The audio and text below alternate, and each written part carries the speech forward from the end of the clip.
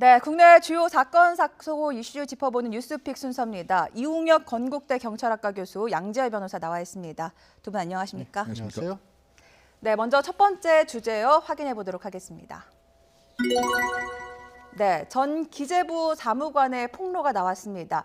이 청와대가 민간기업 KTNG 사장 교체를 지시했다고 공개적으로 주장하면서 논란이 커지고 있는데요. 어떤 주장인지 먼저 영상으로 확인해 보시죠. 당시에 청와대에서 KTNG 사장을 바꾸라고 지시를 내립니다. 그래서 기획재정부는 KTNG의 2대 주주인 기업은행으로 하여금 KTNG의 주주총회에서 현 사장의 연임을 반대한다라는 목소리를 내도록 했고요. 자, 이런 주장인데 먼저 이 주장의 신뢰성을 알아보려면 어떤 사람인지, 어떤 일을 했던 사람인지 알아봐야 될 텐데 전직 기재부 사무관이었고 올해 7월까지 기획재정부에서 일을 했다고요. 네, 그 정부 관료 중에서 엘리트로 봐야 될 것 같습니다. 2012년도에 행정고시를 패스를 하고 2014년부터 기재부의 국고국에서 이제 근무를 한 것으로 알려져 있습니다. 네. 다만 이제 이번 7월 달에 이제 사직을 해서 학원 강의를 할 예정으로 있다 이렇게 알려져 있는 이제 그런 상태고요. 그렇다 본다면 왜 지금 이 시점에서 이런 사실을 알렸겠느냐, 네. 그 부분을 의문을 가질 수가 있는데 본인이 동영상에 밝힌 바에 의하면 본인이 지난 3월 달에 사실은 이 KTNG의 청와대에서 압력을 행사했던 내용의 문건을 MBC에 제보한 사람이 이제 본인이었는데 수개월을 거치는 과정에서 마치 아무 일도 없었다는 것처럼 지내기에는 상당히 너무 괴로웠고 네. 회의감을 품었고 본인 역시 이제 촛불 집회에 참가를 했었는데 과연 지난 정부와 달라진 점이 무엇이 있었는가, 이것을 일종의 이제 회의감을 갖고서 사직을 했다 이런 취지라고 설명을 하고 있습니다. 결국 이제 신빙성 면에서는 여러 가지 조금 더 조사할 부분이 있지만 어쨌든 정부 금융 더군다나 경제 엘리트 출신의 공무원이 이와 같은 구체적인 사실을 알렸다는 점에서 일단은 상당히 좀 충격적인 내용이 아닌가 생각됩니다. 네, 신재민 전 사무관 지난 5월에 이미 이것과 관련해서 언론사에 제보를 했다고 하는데 당시 보도가 됐습니까? 네, 보도가 됐었습니다. 이제 KTNG 사장을 임명하는 데 과정에서 기획재정부가 기업은행을 동원을 해서 영향력을 행사해서 사장을 교체하려 했다. 왜냐하면 KTNG는 직접적으로 민간 기업이기 때문에 정부가 직접적으로 인사권을 가지고 있지는 않거든요. 네. 그래서 정부가 대주주인 기업은행을 통해서 기업은행은 또 이제 KTNG 주주기 때문에 이런 식으로 간접적으로 어떻게 보면은 인사권을 관여하려고 했다는 건데 그 부분에 대해서 기획재정부는 당시에 해명을 하기를 기획재정부 내에 KTNG 관련 업무를 담당하는 쪽에서 이제 담배 사업과 관련돼서 인사문이나 경영 현황 이런 부분들이 어떻게 되게 해서 실무 차원에서 조사한 부분을 정리한 것이다라고 그렇게 밝힌 바 있습니다. 네, 당시 기재부의 해명은 그런데요. 신재민 전 사무관이 또 하나의 폭로를 내놓은 게 이 KTNG뿐만 아니라 서울신문 사장권에 대해서도 청와대가 개입하려 했다 이런 주장도 내놓았어요. 네, 본인이 들었다라고 하는 내용으로 얘기를 하고 있습니다. KTNG 사장은 결국은 이제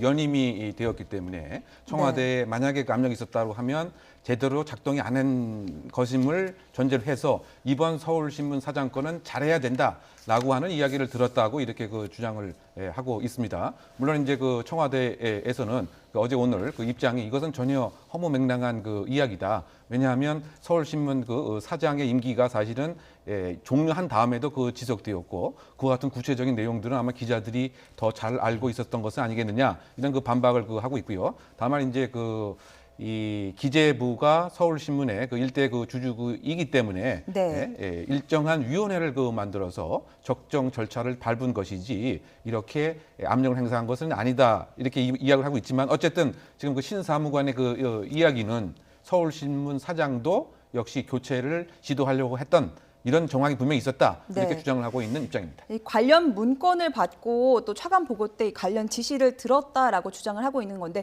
실제로 개입이 이루어졌는지도 살펴봐야 할 것 같은데 어떻습니까?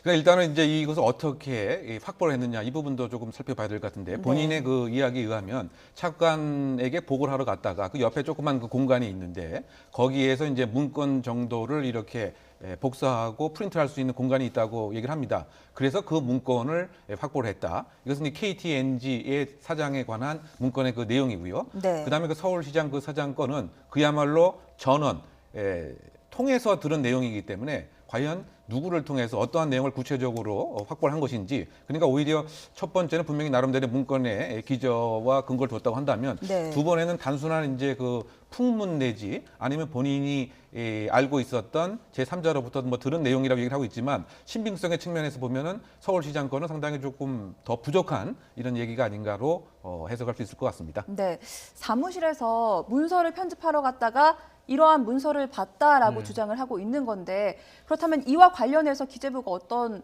뭐 문건 유출 혹은 뭐 비밀 누설 뭐 이런 혐의로 법적 처벌도 가능한 건가요? 뭐 충분히 가능할 것으로 보여요. 일단 저게 기밀 문서인지를 먼저 좀 따져봐야 될 것 같습니다. 네. 그런데 일단 공무원법은 전직이든 현직이든 간에 공무원의 자리에 있으면서 알게 된 내용을 뭐 퇴직한 이후라도 유설할 수 없다라고 되고 있고 저 문서를 또 입수하게 된 것도 참 특이한 게 이제 차관 사무실에 갔는데 보고를 네. 하려고 차관 사무실에서 보고를 하기 전에 이제 옆에 이제 흔히 부속실이 부속실이라고 있다는 하죠. 거 아니에요? 옆에 이제 네. 따로 뭐 일반 사기업 같은 게 이제 비서실이라고 부르는 그 컴퓨터를 써서 내가 문서를 편집하고 있는데 그 파일 목록 중에 저 문서가 들어 있었다라는 거 아니겠어요? 그래서 가져왔다라는 건데 그렇게 본다라면 어쨌든 저 문서의 어떤 내용도 내용이지만 그 내용이 이제 기재부에서는 저게 그러니까 청와대의 지시를 따르기 위해서 만들어진 게 아니라 기재부 담당 공무원이 이 담배 인삼공사 그 관련 내용을 정리한 것이라고 있습니다만 어쨌든 그거를 폭로한 것 자체는 공무원법상의 정면으로 위반을 한 것으로 보이기도 하고요.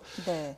저는 이제 신재민 전 사무관이 왜 이거를 이제 와서 폭로했는지에 관한 설명도 조금 좀 특이하긴 합니다. 왜냐하면 본인이 그것을 그만두고 나와서 학원 강사로서 일을 하려고 했었는데 네. 왜 그만두고 나왔는지를 설명을 하려다 보니까 좀 시일을 미루다가 이제는 학원 강사 일을 안 하고 있으니까 너무 이제 그야말로 생계가 어렵다 보니까 이걸 다 설명을 하기 위해서 이제 공개적으로 나섰다라고 1월에 하고 있거든요. 작성된 문건인데 지금에야 공개한 이유.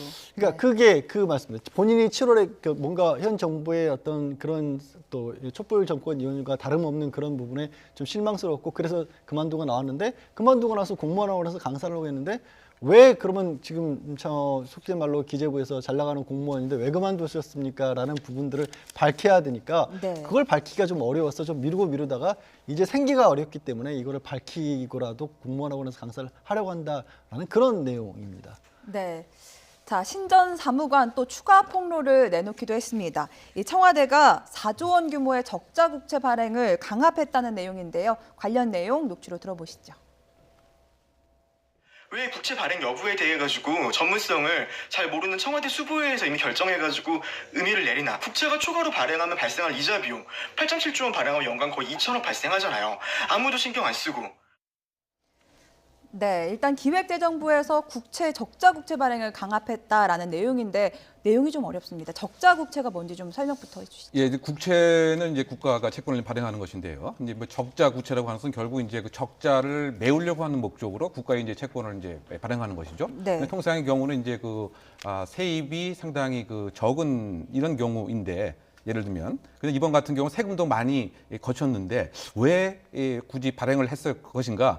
즉 그 신사무관의 얘기는 전혀 발행할 필요가 없음에도 불구하고 적자 국채를 이제 발행을 한 것이다. 이렇게 강조를 하고 있습니다. 왜냐하면 네. 세금이 훨씬 예상한 것보다 많이 거쳤으면 현재 뭐 적자 상태도 아닌데 발행의 목적이 정당치 않다. 이런 주장도 함께 덧붙이고 있는 이런 상황이고요. 네. 그러다 보니까 결국은 다른 목적이 있었던 것은 아니냐. 이 시점이 중요한 것이죠. 네. 2017년이라고 하는 시점에. 네. 신전 사무관의 주장으로는 청와대 수석 보좌관 회의에서 이미 보고가 된 내용이고 대통령 보고가 들어갔기 때문에 그래도 발행을 해야 된다라고 강압을 했다고 합니다. 그러니까 기획재정부 입장에서 봤을 때는 말씀하신 것처럼 이 세수가 충분하니까 굳이 우리 적자 국채까지 발행하면서 뭐로 목돈을 만들 필요가 있느냐. 그 규모도 4조나 된다라는 건데 근데 그렇게 보고를 올리려고 했었는데 청와대 분위기가 김동연 경제부총리가 모르는 소리 하지 마라. 청와대에서 이미 결정됐기 때문에 이걸 바꿀 수가 없노라고 해서 그걸 강행을 했다라고 지금 주장을 하고 있는 거거든요.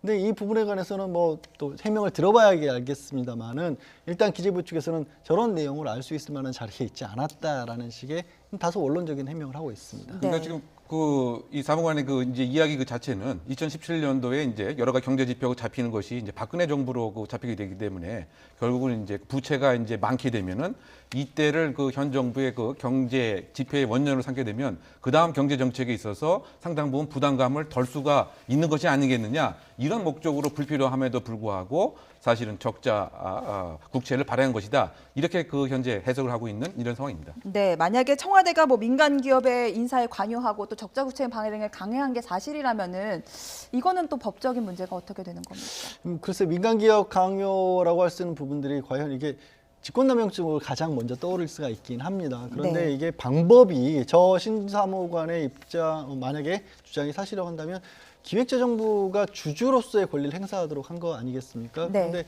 그 윗선에서 그럼 누가 기획재정부와 기업은행 쪽에 얘기를 할 수 있었느냐라고 한다면 직권남용 강요 쪽에 오히려 좀 가까울 것으로 보입니다. 기업은행도 어찌됐든 뭐 대주주가 정부라고 할지라도 사기업이기 때문에 이런 부분들에 있어서는 강요라든가 공직에 있는 분들에게 그런 것들을 시킨 것이 직권남용이 될 여지도 있긴 합니다. 네.